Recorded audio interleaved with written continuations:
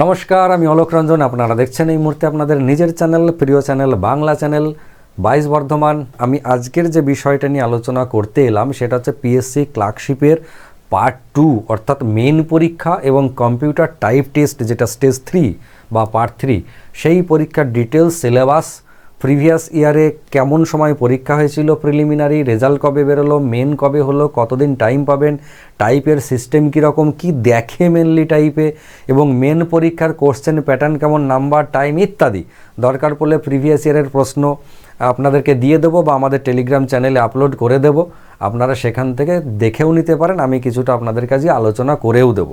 যারা প্রিলিমিনারি পরীক্ষা দিয়েছেন এবং মনে করছেন যে পাশ করলেও করতে পারি, অর্থাৎ 60+ স্কোর যদি হয় তাহলে একটা সম্ভাবনা রইল মেন পরীক্ষায় ডাক পেতে পারেন, বা যারা মেন পরীক্ষায় ডাক পাবেন না মনে করছেন, 60+ স্কোর হচ্ছে না, তারাও যদি মনে করেন যে আমরা মেনের প্রিপারেশন নেব, উচিত মনে করা। অবাঙালিরা এটাই মনে করে, অবাঙালিরা সবার আগে ইন্টারভিউ প্রস্তুতি নেয়, তারপরে মেনের নেয়, তারপরে প্রিলিমিনারি নেয়, এটা ভেবে যে প্রিলি পাস করলে যেন আমার বাকি স্টেজগুলো একটাও না আটকায়। এক্স্যাক্টলি উচিত হচ্ছে সব থেকে লাস্টের যে স্টেজ সেটা আগে খেয়াল রাখা, মানে সার্টিফিকেট ভেরিফিকেশন।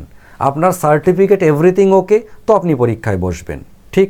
তারপর হলো মেডিকেল ফিটনেস। আপনার মেডিকেলি যদি আপনি ফিট হন তাহলে পরীক্ষায় বসবেন, কারণ আপনি গোটা দুনিয়া পাস করে গেলেন, মেডিকেলে আনফিট, সামান্য একটা ব্যাপার, আপনি ডিসমিস।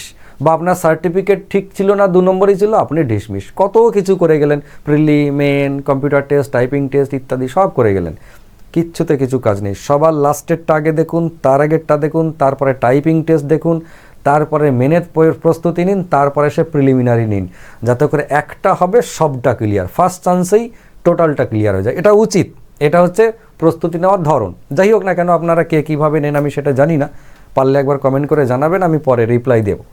আজকের ভিডিওতে যেগুলো আলোচনা করব সেটা হচ্ছে কতটা আপনারা টাইম পেতে পারেন প্রিলিমিনারির পরে মেনের জন্য বা টাইপ টেস্টের জন্য, সেটা বলবো।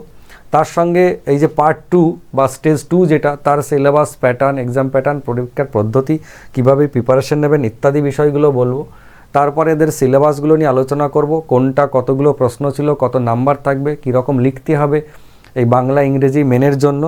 আর তার সঙ্গে ফাইনালি টাইপিংয়ের টোটাল ডিটেলসটা আমরা আলোচনা করব, যে বাংলা বা ইংরেজি কোনটা টাইপ করার সুযোগ আপনি পাবেন বা কোনটা আপনি করবেন, কোনটার কত নেগেটিভ, কোনগুলোকে ভুল হিসেবে ধরা হয় ইত্যাদি বিষয় আলোচনা করব। যদি আপনাদের মনে হয় যে এই বিষয়গুলো জানার দরকার আছে তাহলে অবশ্যই আমার সঙ্গে থাকুন শেষ পর্যন্ত, ঠিক আছে?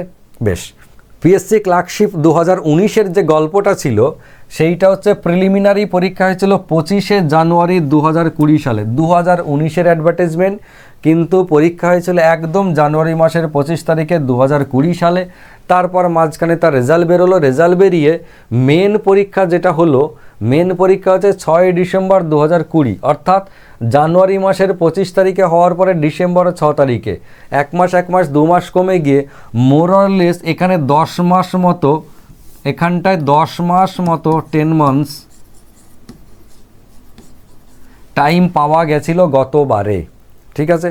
করোনা পিরিয়ড চলছিল, আপনারা তো বুঝতেই পাচ্ছেন, তার মধ্যে অনেক ডামাডোল করে পরীক্ষাগুলো হয়, রেজাল্ট বেরোয় ইত্যাদি ইত্যাদি। এবারে কতটা টাইম পাওয়া যাবে জানি না, তবে ওরকম কাছাকাছি প্রিলির সঙ্গে মেনের পাওয়া যায়, প্রিভিয়াস হিস্ট্রি থেকে আমি বলছি।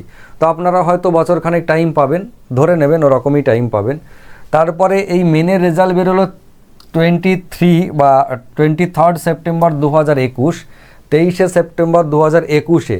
ডিসেম্বরে পরীক্ষা হয়েছে সেপ্টেম্বরে, মানে 7 মাস 8 মাস পরে গিয়ে তার রেজাল্ট বেরিয়েছে, ঠিক আছে? এই রেজাল্টটা বেরোনোর পর রেজাল্টটা একটু ডিস্টার্ব হয়েছিল, যার কারণে পিএসসি এই রেজাল্টটাকে কেটে দিয়ে নতুন করে ওই মাসেরই 7 দিন পর 30 তারিখে আবার রেজাল্ট পাবলিশ করে। 55,000 ক্যান্ডিডেটের রেজাল্ট পাবলিশ করে। তারপরে টাইপ টেস্টের জন্য অ্যালাউ করেছিল যেগুলো, সেটা হচ্ছে 55,000 ক্যান্ডিডেট, ঠিক আছে? বেশ, তারপরে কি হলো, এই যে মেডিকেল যেটা আমি লিখেছি এখানে দেখুন, মেডিকেল ফেব্রুয়ারি 2024-এ হয়েছে, কিন্তু এদের এখনও পর্যন্ত নিয়োগ হয়নি। তাহলে এই 2019 সালের যে যারা ক্লার্ক ছিল তারা কি কেউ জয়েন করেনি? হ্যাঁ, জয়েন করে গেছে, তারা জয়েন করে গেছে। মজার বিষয় হচ্ছে এই ক্লার্কশিপের গতবারে অনেকগুলো লিস্ট বেরিয়েছিল, first list, second list, third list করে অনেকগুলো লিস্ট বেরোলো। ফাইনালি নন জয়েনিংও একটা লিস্ট বেরিয়েছিল, যেটা অবাক করা বিষয়। নন জয়েনিং লিস্ট অর্থাৎ যারা চাকরি পেয়ে গেছে এমপ্যানেল হয়ে গেছে, জয়েন করার কথা ছিল, জয়েনিং লেটারও পেয়ে গেছে, কিন্তু জয়েন করেনি কোনো কারণে, বা জয়েন লেটার আনতে যায়নি, ইত্যাদি ইত্যাদি। মোদ্দা কথা, যারা এনলিস্টেড ক্যান্ডিডেট কিন্তু জয়েন করেনি, সেই নন জয়েনিং সিটগুলোকে পূরণ করার জন্য আবার একটা লিস্ট বেরিয়েছিল, যে লিস্টটার সব কিছু কমপ্লিট হয়েছে, এমনকি মেডিকেল সব কমপ্লিট, মেডিকেলটাও কমপ্লিট হয়েছে ফেব্রুয়ারি মাসে 2024 সালে, অর্থাৎ এই বছর, কিন্তু এদেরকে এখনও নিয়োগ করেনি। টালবাহানা করছে পিএসসি, আজ নয় কাল, সামনের মাসে, পরের মাসে, ওই মাসে, সেই মাসে ইত্যাদি। তারা বেশ কিছু ক্যান্ডিডেট রয়েছে এরকম, তাদের মাথা খারাপ হচ্ছে। 45 থেকে 48 জন ক্যান্ডিডেট আছে তারা, সেই 45 জন খুব সম্ভবত 45 কিংবা 48 হবে। তো তারা এই জয়েন করার জন্য কিন্তু উঠে পড়ে লেগেছে, তাদের এখনও জয়েনিং হয়নি। যাই হোক, ওদের জন্য আমাদের এই রিক্রুটমেন্টটা কোনোভাবে ডিস্টার্ব হবে না, ওরা নন জয়েনিং ওদের মতো জয়েন করবে, আপনাদের জানার জন্য বলে দিলাম। এটা গেল প্রিলিমেন এবং মেডিকেল বা ফাইনাল জয়েনিংয়ের যে গল্পটা। 2019 সালের অ্যাডভার্টাইজমেন্ট, 2021-এর পরেই কিন্তু জয়েন হয়ে গেছে, 2022-এর থেকেই শুরু হয়ে গেছিলো জয়েনিং বিভিন্ন ক্যাটাগরিতে। বেশ, এবারে নেক্সট হচ্ছে স্টেজ 2। স্টেজ 2, এটা 2 হবে, স্টেজ 2। স্টেজ 2-তে যে মেন এক্সাম রয়েছে, যেটাকে আমরা পার্ট 2 বলছি, সেই পার্ট 2-র এক্সাম প্যাটার্ন কীরকম, যারা পুরনো তারা তো জানেন, যারা নতুন তাদের জন্য বলছি যে গ্রুপ এতে থাকবে ইংরেজি, গ্রুপ বিতে থাকবে বাংলা, বা বাংলার সঙ্গে যারা হিন্দি, উর্দু, নেপালি, সাঁওতালি যা নেবে সেইটা। মোদ্দা কথা, আমরা বাঙালি, আমাদের ইংরেজি আর বাংলাটাই ভাববো। তো গ্রুপ এতে ইংরেজি থাকবে, সেটা হচ্ছে 50 নম্বর, আর গ্রুপ বিতে বাংলা বা হিন্দি, উর্দু, নেপালি, সাঁওতালি যাই থাকবে সেটা 50 নম্বর। এই টোটাল 100 নম্বরের পরীক্ষা। মেনেও প্রিলি যেমন অবজেক্টিভ টাইপ ছিল 100 নম্বরের, মেনটা ডেসক্রিপটিভ হবে 100 নম্বরের। টাইম থাকবে 1 ঘন্টা। এটা খুব ভাইটাল বিষয়, মেন পরীক্ষার সব থেকে ভাইটাল বিষয় হচ্ছে টাইমটা। এইটা যে কি খতরনাক একটা বিষয়, যারা ঘড়ি ধরে প্র্যাকটিস করেছে তারা যা অনুভব করেছে, এক্স্যাক্টলি পরীক্ষার হলে যারা পরীক্ষা দিয়েছে তাদের অনুভবটা একদম অন্যরকম। আপনি একটা ভেবে দেখুন, 3টে জিনিস ওখানেও লিখতে হবে বাংলায়, 3টে জিনিস ইংরেজিতেও। 3টে কী কী আমি আসছি।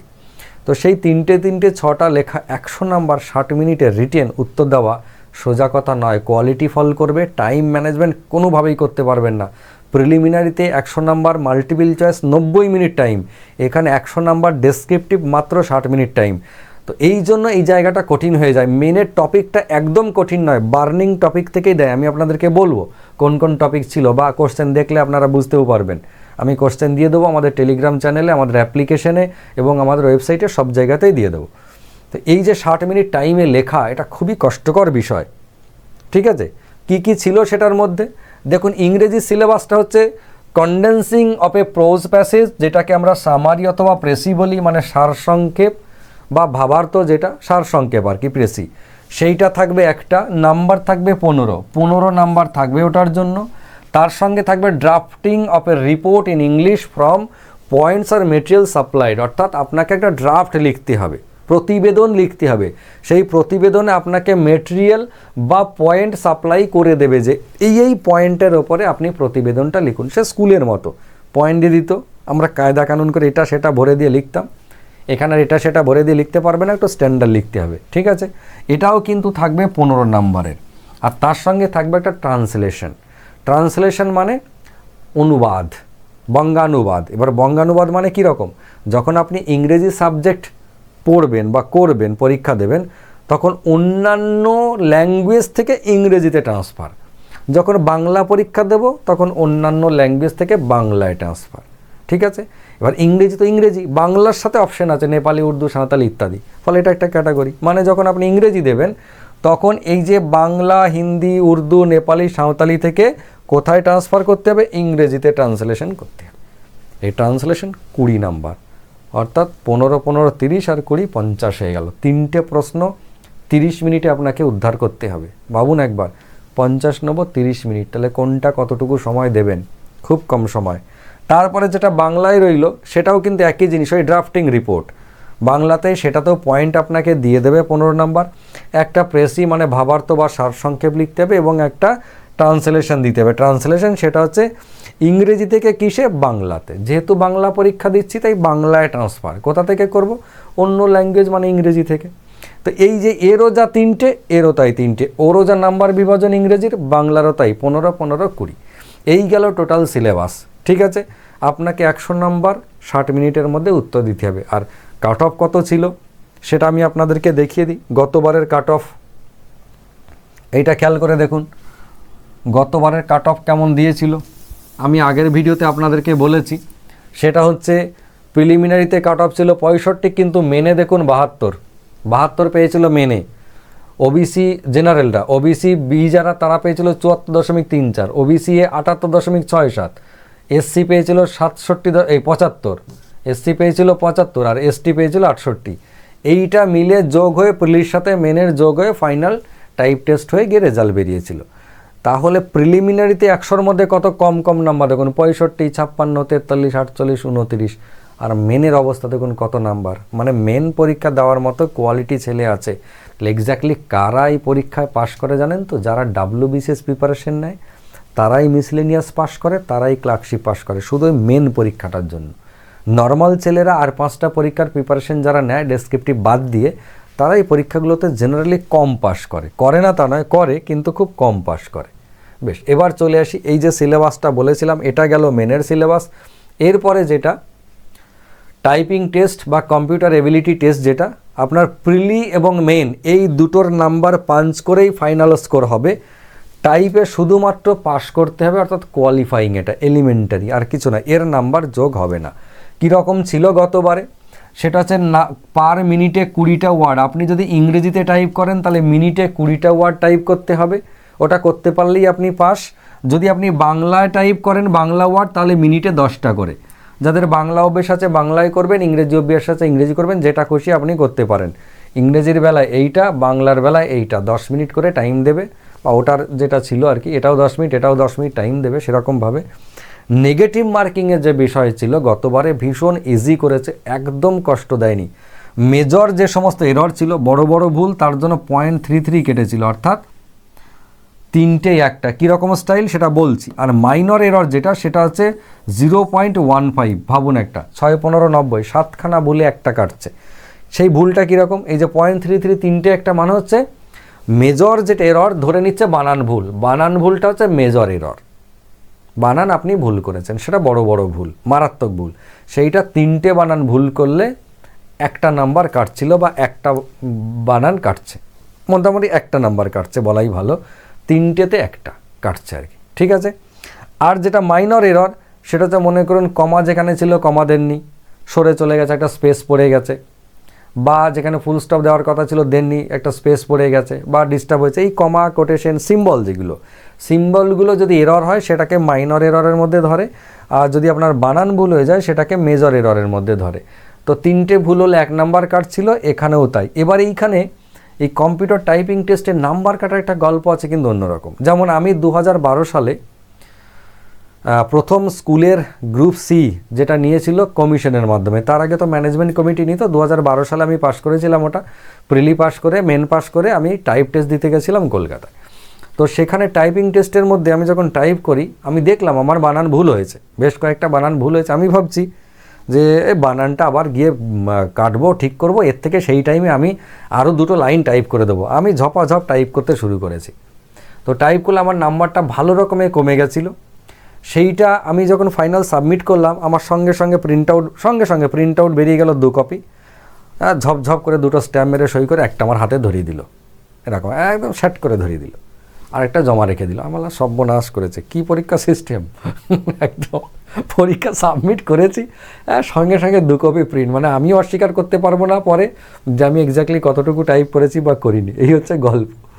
তো এটা হয়ে যাওয়ার পরে আমি জিজ্ঞেস করলাম এক্সামিনারকে যে স্যার আমার এই মানে নাম্বার যেটা পেলাম বা নাম্বার যেটা পাবো আর কি, এটা কীরকমভাবে নাম্বার দেওয়া হবে। তো আমাকে বললেন টোটাল যে নাম্বারটা থাকবে সেখান থেকে নাম্বার কাটা হয়, নাম্বার দেওয়া হয় না।